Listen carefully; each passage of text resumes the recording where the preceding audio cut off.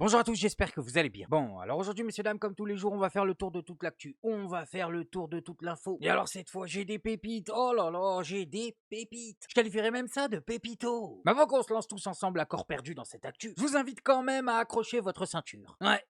Et à liker cette vidéo. Ah ben, c'est important, c'est important. Et c'est parti, messieurs, dames. Pour la première info, Loana, la star de la télé-réalité, nous a quittés. 48 ans, ah c'est terrible, c'est terrible. Une bien triste histoire. Mais c'est pas ça l'info, c'est même pas ça la dinguerie. La dinguerie, c'est que Charlie Hebdo n'a plus aucun respect, c'est officiel. Ah bah, elle n'est même pas enterrée. Ils nous ont fait une une.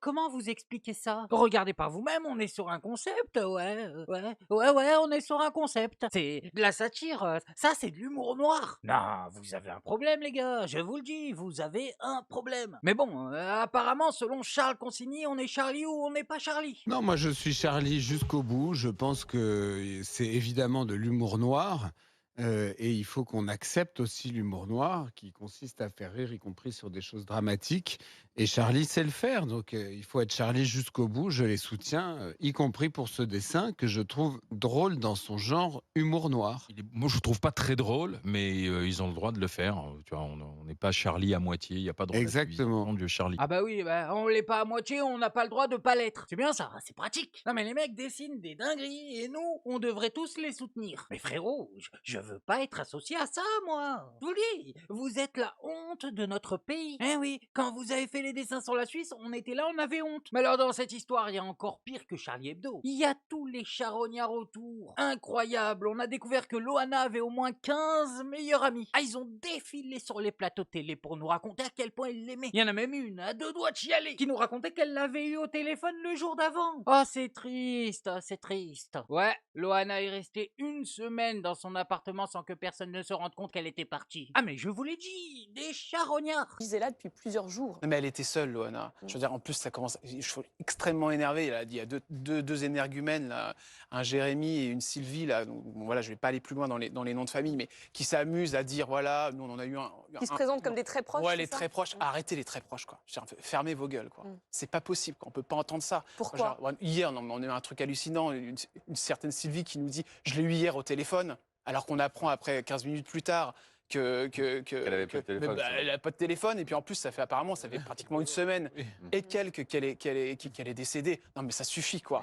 Ouais. Il y a des espèces d'horreurs autour de Loana. Mais comment vous l'analysez? Ce sont des gens qui gravitaient autour d'elle et qui voulaient profitent, se alors, nourrir un des peu de nobody, des gens qui n'ont pas qui ont très peu de notoriété, et qui, alors, dès qu'ils sont auprès d'une personne qui est un peu connue, ah bah oui, bah, je suis là, tac, je la connais, je l'adore. Puis alors ça arrive, c'est toujours, voilà, c'était ma meilleure amie, machin, mais alors il y a personne. Elle est décédée depuis une semaine, il y a personne. Moi, ça me rend fou, quoi. Alors je vois les hommages, les trucs, là c'est pareil, le jeune homme là, qui prétend être son meilleur ami, ou je ne sais quoi, qui poste une story en disant « Oh, j'aurais préféré qu'on parle de moi pour autre chose, mais bon, voici toutes les unes qu'on a fait parce qu'il avait dit que c'était son ami. » Non mais arrêtez, quoi. Non mais attendez, je vais le dire. Hein. Loana, quand ça marchait, vous avez capitalisé sur son succès. Quand ça a arrêté de marcher, vous avez capitalisé sur sa déchéance. Et aujourd'hui, elle est partie, vous êtes en train de capitaliser sur son décès. Une dinguerie, vous êtes dégoûtant, dégoûtant. Et merci à Jordan Deluxe, le chevalier blanc. Oh, le héros. Par contre, quand ils étaient en train de faire exactement ce que tu décris devant toi sur TPMP, t'as pas parlé. Ah, mais ton courage est apparemment lié à la chaîne sur laquelle tu t'exprimes. Bon, et maintenant, messieurs, dames, on va changer totalement de sujet. On va passer à la situation entre Trump et l'Iran. Ah, rien ne va plus. Rien ne va plus. Rien ne va plus. Mais aussi à la base, le mec est bête. Tout le monde lui avait annoncé qu'il allait terminer en PLS. Il allait tout seul, comme un grand, se foutre dans un bourbier. Oui, mais ça confirme ce que l'on pense depuis le début. D'un côté, il y a des amateurs, les Américains. De l'autre, il y a des professionnels, les Iraniens. Il y a une vraie diplomatie. On peut, bien entendu, détester le régime. Mais même Trump, ce soir, a reconnu que les Iraniens étaient malins dans la négociation.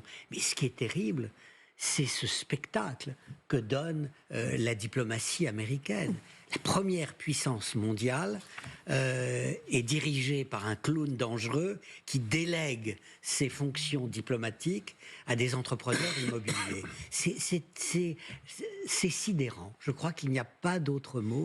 Et c'est inquiétant parce que c'est l'autre face des scénarios que mettait en avant le général Trinquant. Et ben voilà, je vous avais dit quoi? Obligés de négocier, ils sont obligés de négocier. Pourquoi? Parce que les Iraniens sont en défense, ils ont le détroit, voilà, plus de 20% du pétrole mondial, et tu ne peux pas les passer, tu ne peux pas les passer. En tout cas, pas en récupérant le pétrole. Mais comme ce génie orange se fait conseiller par des manches à balai, le gars était persuadé que ça allait marcher. Et résultat, voilà où on en est. L'essence bientôt à 3 balles, on est tous en PLS. On sait aussi que les Iraniens ont beaucoup de petits véhicules le long de la Regardez, côte. on les voit là. On les voit là. Hein. Avec des missiles contre les bateaux qui seraient extrêmement efficaces si jamais il arrivait aux Américains d'avoir l'idée stupide d'envoyer pour aller prendre l'île de Karg, par exemple, des bateaux du Marine Corps dans ce piège qui est le Golfe. Les Américains n'ont jamais, j'explique ça dans mon ouvrage, mais les Américains n'ont jamais su se battre contre l'asymétrie. Jamais. Ils ont perdu au Vietnam, ils ont perdu en Irak, ils ont perdu tout le temps en Afghanistan en particulier. Ils ont toujours cru que la puissance et l'argent étaient capables de venir à bout de l'intelligence. Eh bien non, ça ne marche pas. On voit bien qu'un des grands problèmes des Américains, c'est que c'est une armée qui fait de la technique, qui fait de la destruction, mais qui a finalement, alors que ce sont des gens très intelligents, une application de la stratégie qui est toujours déficiente sur le terrain. On voit bien que c'est des carences dans la conception même de l'opération qui amènent aujourd'hui cette grande difficulté. C'est-à-dire que tous les cas dangereux n'ont pas été prévus. Les armées, mais parce que Trump les en a empêchés très probablement, n'ont pas amené de quoi régler les problèmes dès qu'ils se sont posés. On se rappelle de la réponse de Trump à son chef d'état-major. Le général Dan Kane lui dit « Attention, les Iraniens vont fermer le détroit d'Ormuz ». Trump dit « Mais non, ils auront perdu avant ». Oh là là, des clowns, des clowns. C'est ça la politique télé-réalité après ce que ça donne. Hein. Je vous le dis. Non, mais au bout d'un moment, tout le monde l'a prévenu, il est y allé quand même. Est-ce qu'on n'appellerait pas ça un con? C'est-à-dire que la planète entière lui a dit n'y va pas, mec. Et lui, il a fait quoi? Il est y allé, ce cow-boy. Persuadé qu'il allait finir en moins d'un jour. Bon, et maintenant, messieurs, dames, on va encore changer de sujet. On va se diriger tous ensemble sur BFM TV. Ou attention, on nous fait de nouvelles révélations sur l'affaire Quentin. Bon, révélations qu'on connaît déjà tous. Mais les médias dans notre pays travaillent au ralenti. Qu'est-ce que tu veux que je te dise? Non, on nous explique qu'ils n'assistent pas précisément au moment où les coups sont portés. Ils ont lieu dans une autre rue que là où a lieu la première rixe. Quand ils arrivent sur place, ils sont à ce moment-là toujours en planque, toujours en surveillance. Et regardez, c'est cette photo que l'on voit à l'écran. Quentin Derenque se relève. Il est entouré de personnes qui veulent l'aider à ce moment-là. Les policiers n'ont pas vu les coups et ne savent même pas à ce moment-là que la scène vient d'exister quelques secondes, quelques minutes avant.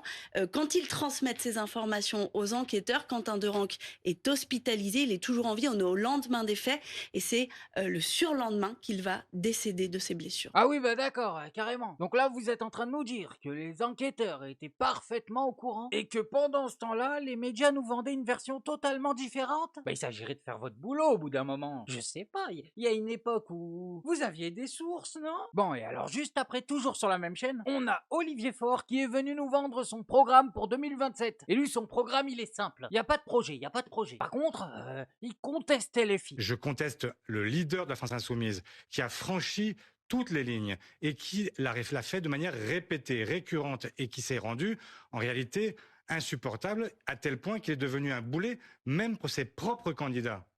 Ce que je dis, c'est que moi, je ne renie pas le fait qu'il y a des insoumis qui sont aujourd'hui dans ce mouvement, des gens qui votent pour la France Insoumise, auxquels je veux continuer à parler. Et je leur dis quoi à ces insoumis? Je leur dis, mais vous voyez pas que vous êtes avec un plafond de verre qui descend chaque fois à cause de Jean-Luc Mélenchon? Ça ne vous intéresse pas de voir que c'est un boulet qui vous empêche de porter, y compris votre message? C'est ça ce que je leur dis. Parce que c'est trop. Enfin, qu'est-ce que vous voulez qu'on fasse? Qu'on dise que désormais, il y a plusieurs millions de femmes et d'hommes dans ce pays qui sont irrattrapables, que désormais, on ne pourrait plus leur parler? Ça n'est pas ma position. Ah bah non, toi Olivier, on l'a compris, c'est que Jean-Luc Mélenchon, que lui. Je sais pas ce qu'il t'a fait, et il a dû te voler ton goûter, mais t'as l'air de lui en vouloir. En tout cas, mon petit Olivier, ce n'est pas un programme, ça. Ça, ce n'est pas un programme. C'est bon, tu nous as saoulés. L'autre, à chaque fois qu'on l'entend parler, c'est pour critiquer les filles. Mais, et va t'acheter une vie. Bon, et maintenant, messieurs, dames, on va passer à TF1 qui nous a fait un magnifique reportage sur Bali Bagayoko. Incroyable, il est noir, il s'est fait élire. Tous les journalistes du pays ne lui lâchent pas la grappe. Mais Qu'est-ce qui va se passer si un jour on a un président noir? Vous êtes fous? Lâchez-le, laissez-le respirer. Oh, ça fait quoi? Une semaine qu'il est en fonction, il y a au moins 10 reportages sur lui. Cette question à présent, la police municipale sera-t-elle bientôt désarmée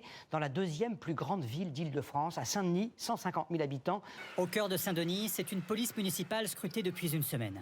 Le nouveau maire LFI annonce un désarmement progressif de ses agents et supprime dès maintenant les lanceurs de balles de défense, les LBD. Un sujet sensible et des habitants partagés. On est obligé d'avoir les policiers armés. S'il n'y avait pas de la délinquance, ils n'auraient pas besoin d'être armés. C'est la logique des choses. Je vois pas la nécessité. Déjà, de base, la police municipale n'est pas censée avoir d'armes. C'est des mesures exceptionnelles qui sont devenues normales. Donc, vu qu'il n'y a pas de raison... La politique sécuritaire fut au cœur de la campagne. Le maire précédent en avait fait sa priorité, en armant les policiers et en doublant les effectifs. Au sein de l'ancienne équipe municipale, désormais dans l'opposition, une source nous assure que 90 policiers sur 130 auraient fait une demande de mutation. Impossible de vérifier ce chiffre, mais l'un d'entre eux a accepté de témoigner de manière anonyme. Lui a passé 3 entretiens cette semaine pour travailler dans d'autres communes. Moi qui me suis engagé en tant que policier il y a 13 ans, aujourd'hui je me retrouve plus dans les valeurs qui sont prônées par le nouveau maire. Le policier municipal doit déjà se sentir en sécurité. Le LBD est un moyen intermédiaire de pouvoir intervenir dans les différents quartiers sensibles de manière sécuritaire. Un policier municipal peut facilement demander son transfert vers une autre ville. Et autour de Saint-Denis, plusieurs communes conservent leur politique de sécurité. C'est le cas de Saint-Gratien, gouverné par la droite LR. Nous sommes reçus par le directeur de la police municipale. Ici, ces lanceurs de balles de défense sont toujours utilisés. Le soir de l'élection, dès que l'annonce a été faite de la victoire du candidat LFI, effectivement, j'avais déjà des CV dans ma boîte à lettres. On est en manque constant de policiers, ce qui fait que je ne m'en fais pas spécialement pour ces policiers qui vont trouver très facilement d'autres postes qui correspondent à ce qu'on attend de ce qu'ils attendent de leur mission de policiers municipaux. Dans son programme, le nouveau maire de Saint-Denis, Bali Bagayoko, annonçait son intention de supprimer les LBD et de mettre en place un moratoire sur la vidéoprotection. Mais ici, il n'annonce pas la suppression d'autres armes. Le maire nous assure vouloir un changement progressif et souhaite aujourd'hui rassurer ses policiers municipaux. Il s'agit essentiellement du retrait du LBD.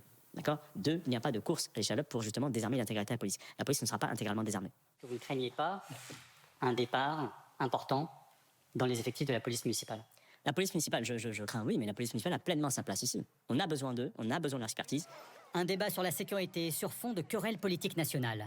Avec 150 000 habitants, Saint-Denis est la deuxième plus grande ville d'Île-de-France, après Paris. Ouais, mais attendez, mais la police municipale, c'est des fonctionnaires. Y a même pas de débat, normalement. Tu vas pas donner des armes à des gens qui n'ont pas la formation pour les avoir. Les mecs veulent changer de poste, ben cassez-vous. Les mecs ont tout raté, n'ont pas réussi à devenir gendarmes et veulent le beurre et l'argent du beurre. Mon ami, ce n'est pas la mission qui t'est assignée. Va dans les autres villes. Tu verras si on te donne des armes. Que nenni, on va te donner un calepin, un crayon de papier et tu vas mettre des amendes, arrête de nous saouler. Ah, ça y est, eux aussi ils se prennent pour des cow-boys. Bon, et maintenant, toujours sur le même sujet, on va écouter Manuel Bompard qui ramène tout le monde à la raison parce que c'est n'importe quoi, c'est n'importe quoi. Concernant le désarmement de la police municipale, en tout cas, on va être précis, il propose dans un premier temps de priver les policiers municipaux du fameux LBD, du lanceur de balles de défense. Est-ce que c'est une première étape? Est-ce que c'est un symbole, puisque d'autres maires, comme par exemple M. Guiraud, n'est pas forcément favorable à ce désarmement? Est-ce qu'on est dans la symbolique pour dire, regardez, on est élu pour appliquer notre programme? Non, d'abord, on est élu pour appliquer notre programme. Et donc, quand j'entends des cris d'orfraie sur cette proposition, elle a été au cœur du programme de Bali Bagayoko. Si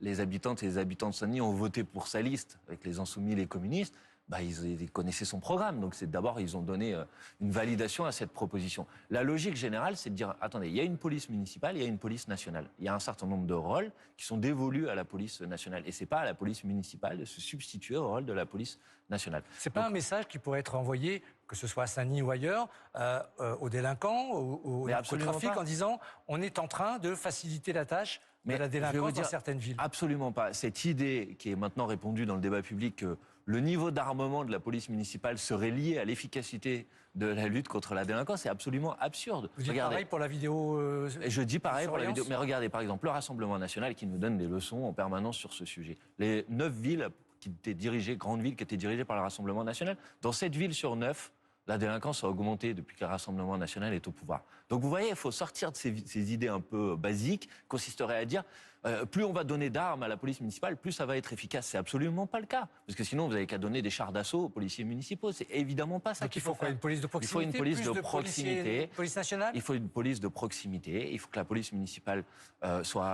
prenne en charge les missions qui lui sont dévolues. Et ensuite, évidemment, il faut un bras de fer avec l'État pour que les effectifs de police nationale soient aussi au rendez-vous. Et c'est ça qui est efficace. C'est cette politique qui est efficace pour lutter contre la délinquance et pour faire en sorte de rétablir aussi un lien entre la police et la population qui est essentiel si vous voulez qu'on puisse vivre en paix et en tranquillité dans nos communes et en particulier dans nos communes populaires. Et pour finir sur ce sujet-là, est-ce qu'au-delà de cette symbolique du LBD, le maire de Saint-Denis va aller au-delà?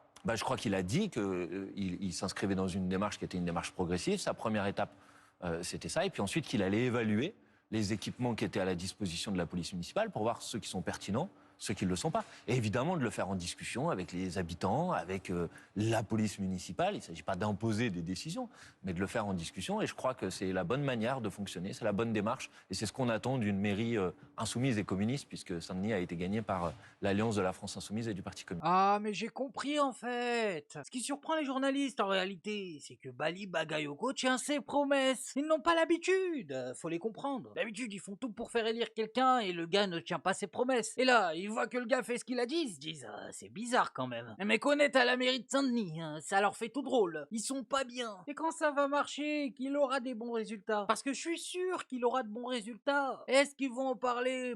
Non, ils vont pas en parler. Bien sûr que non, ils vont pas en parler. Bon bref, moi je voulais juste vous montrer ça. Maintenant faites-vous votre avis tout seul. Faites attention à vous, faites attention à ce que vous regardez. Likez, abonnez-vous et oubliez pas, le petit com qui fait plaisir. Et on n'oublie pas le petit com qui fait plaisir. Non, le petit com qui fait plaisir. On n'oublie pas le petit com qui fait plaisir. Non, non, celui-là on l'oublie pas.